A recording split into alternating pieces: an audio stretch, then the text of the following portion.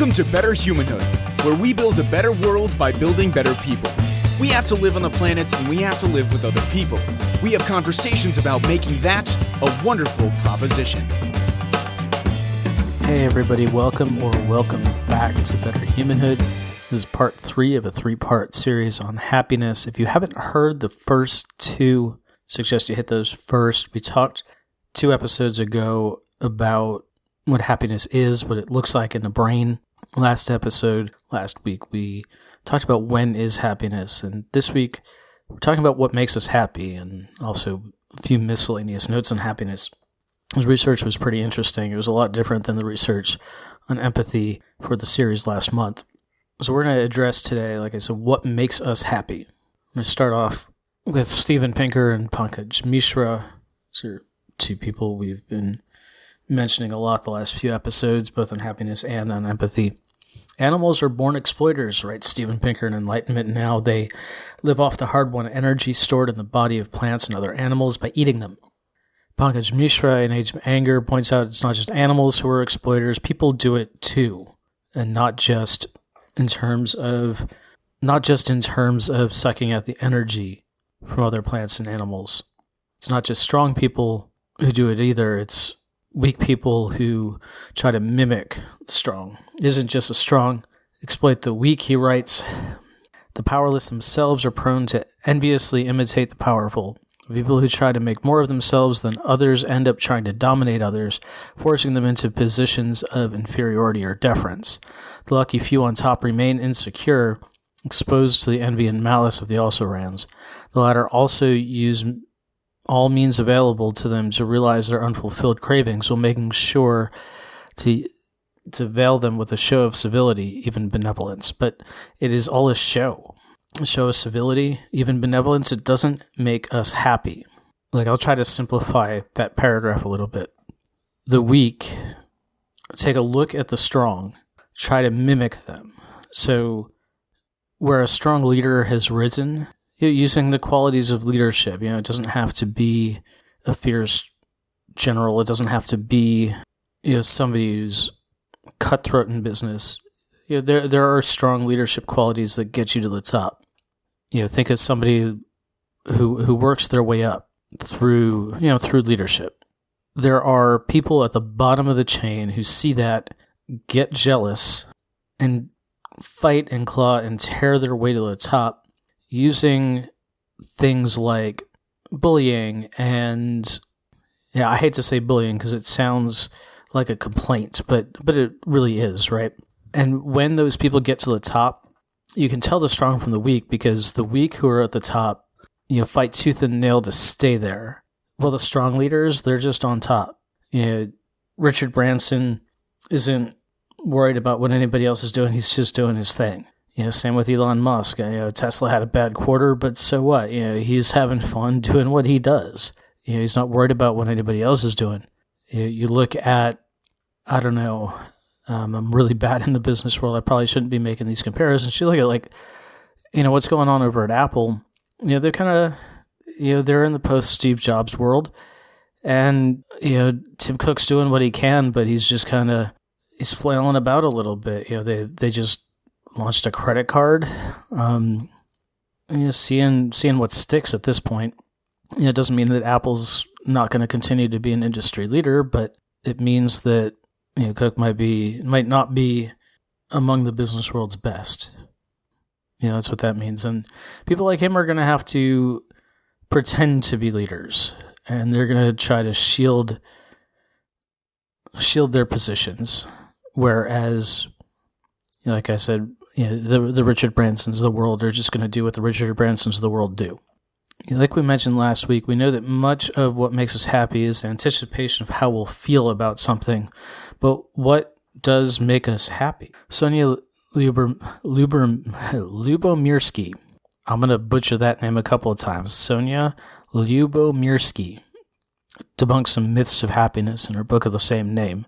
Nearly all of us buy into the myths of happiness, beliefs that certain adult achievements like marriage, kids, jobs, and wealth will make us forever happy, and certain adult failures or adversities like health problems, not having a life partner, having little money will make us forever unhappy.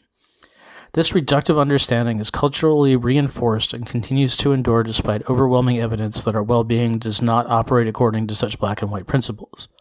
When we talked about last week Jonathan Haidt's assertion that both people who win the lottery and new paraplegics return to their baseline level of happiness within about a year.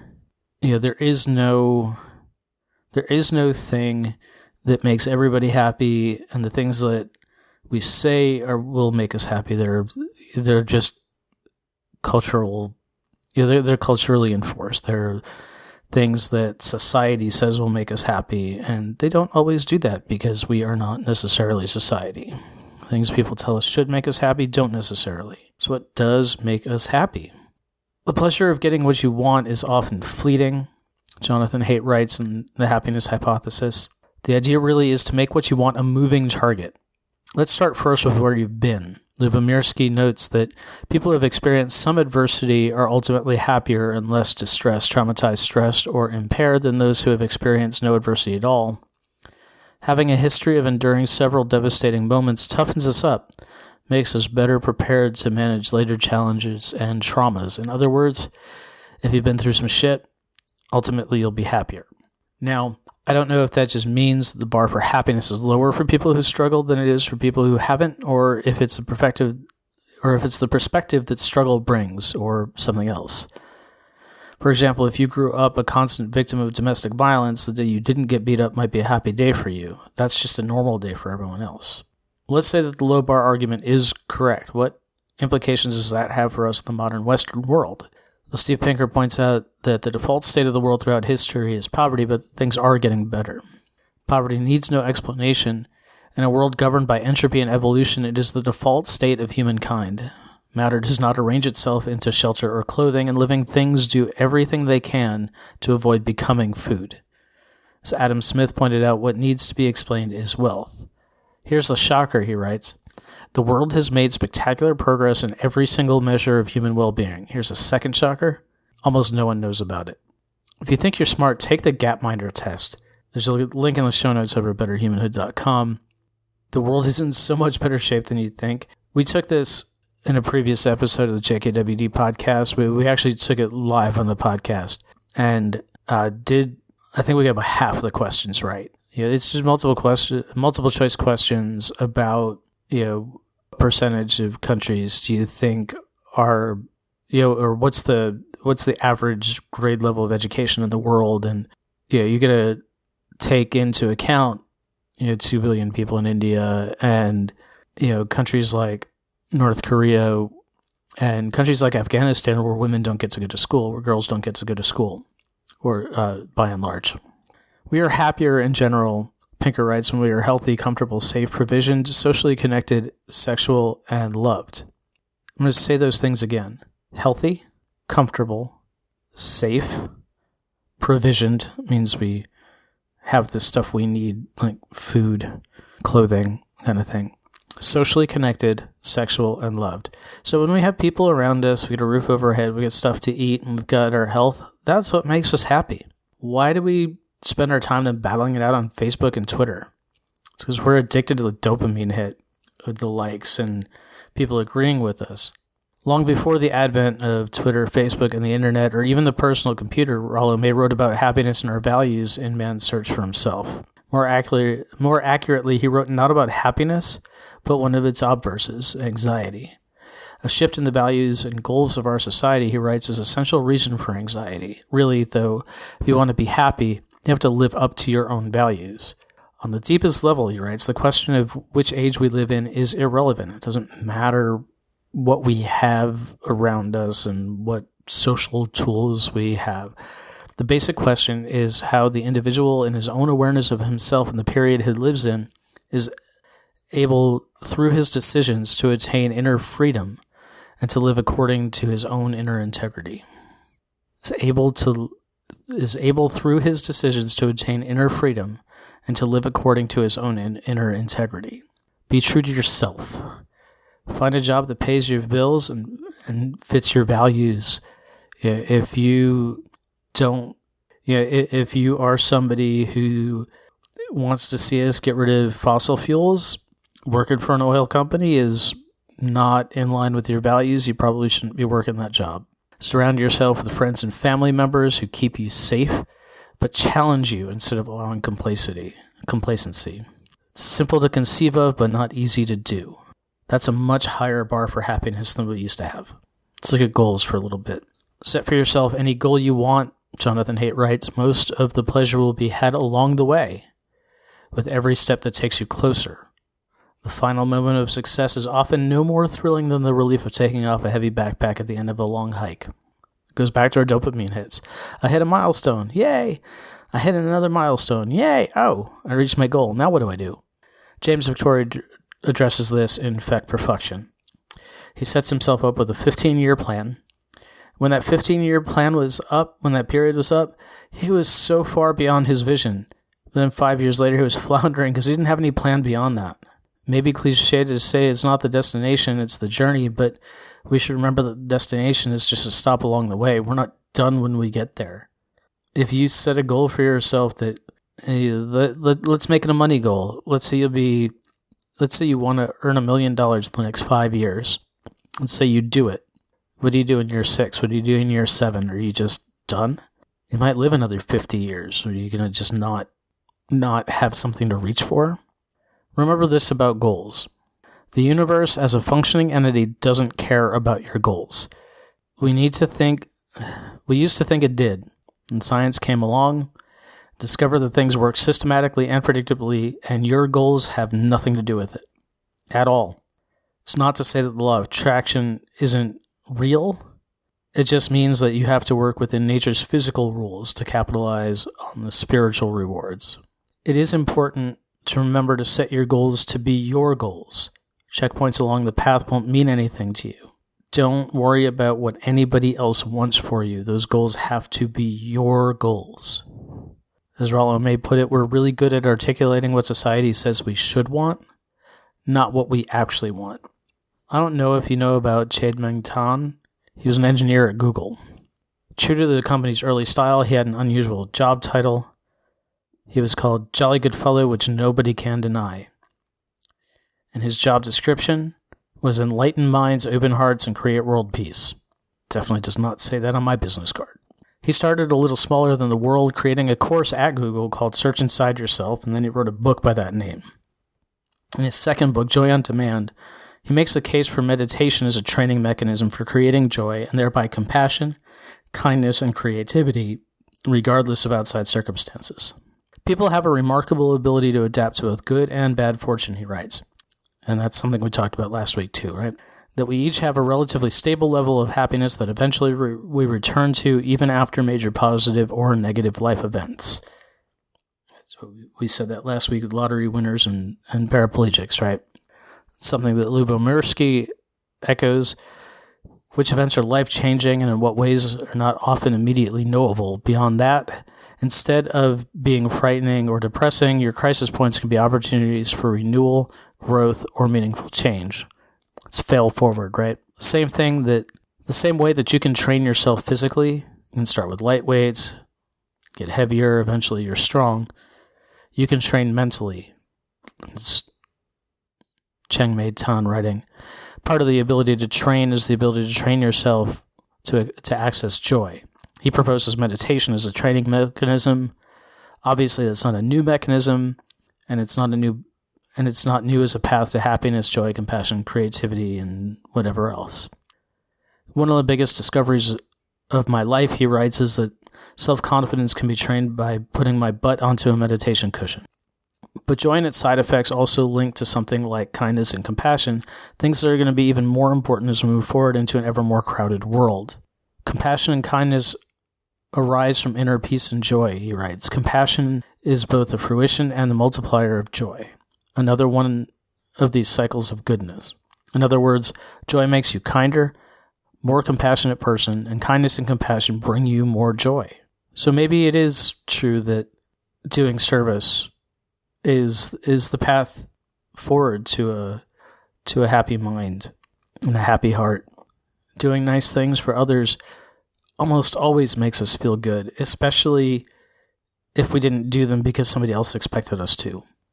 I know this episode is a little longer than the first two in this series, but I wanted to let you know about a few other items of interest that popped up in the happiness research that don't really fall in the categories that we've talked about so far. I didn't want to do a fourth part that was just 5 minutes or whatever. Although it may appear that some crisis points in our life will definitively and permanently change our lives for better or worse, it is really our responses to them that govern their repercussions, Lyubomirsky writes. A reaction often looks like anger. This is a reaction versus a response statement, right? A reaction looks like anger. A response often looks like problem solving. A couple of years ago, I was sideswiped while driving by a teenager. I was driving in the left lane of a one-way street. There were two lanes. She was in the right lane. She was going to turn left. She didn't realize it was a one-way street, so she was looking in front of her for oncoming cars instead of behind her, where she should have been looking. So I was coming up past her. She turned left. She hit the van on the side. I saw her last second turning and slowed down, and it got some paint and a little bit of a dent in the side, but even my sliding mechanical doors were working just fine. Like, we both pulled over. She was visibly shaking. She was young. She was probably 17. She was still on her parents' insurance. She's driving an old SUV that looked like a hand-me-down, and she had just a small dent in the bumper. She was on the verge of tears. She was shaking, and I could have, by all rights, just lit into her, right? I didn't. I just looked at her, and I said, hey, we're all right. Cars are still drivable. Stayed calm. We got the insurance paperwork out. We took pictures of each other's insurance info. We exchanged numbers. I made sure she was all right, to get back in the car and keep driving where she was going. I could have not only ruined her day, I could have ruined her confidence in driving, and with that, the freedom that comes with driving on your own. Think about the way you respond and how that affects others. If I had reacted angrily, not only would I have ruined her day, but the rest of my day would have been ruined. I responded with kindness, and whatever, I had some scrape paint in my car. Big deal. I went about the rest of my day, had a fine afternoon and evening, all was good. Here's another interesting tidbit. In a paper called Happiness is a Stochastic Phenomenon, David Licken and Auke Tellegen discovered that where we come from, our parents, not our place of origin, is the biggest factor in our happiness. Half of our happiness is associated with genetics. Isn't that nuts? Half of our happiness is associated with genetics. Everything else, socioeconomic status, education, income, how religious we are, our marital status, etc., nothing accounts for more than 3% of overall happiness. Don't let that give you any excuses for wallowing, however.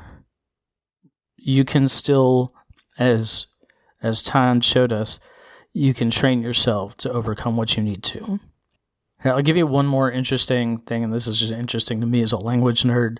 In Stumbling on Happiness, Daniel Gilbert addresses the language of ranking happiness. There are two hypotheses. One is called language squishing, the other is experience stretching. The language squishing hypothesis goes like this. We get the same exact feeling as someone else from an experience, yet describe it differently. For example, you describe your feeling of happiness when you have birthday cake as an 8, while I describe it as a 4. You're not necessarily objectively happier in rank order, we just describe the feeling differently. Experience stretching, on the other hand, is like this.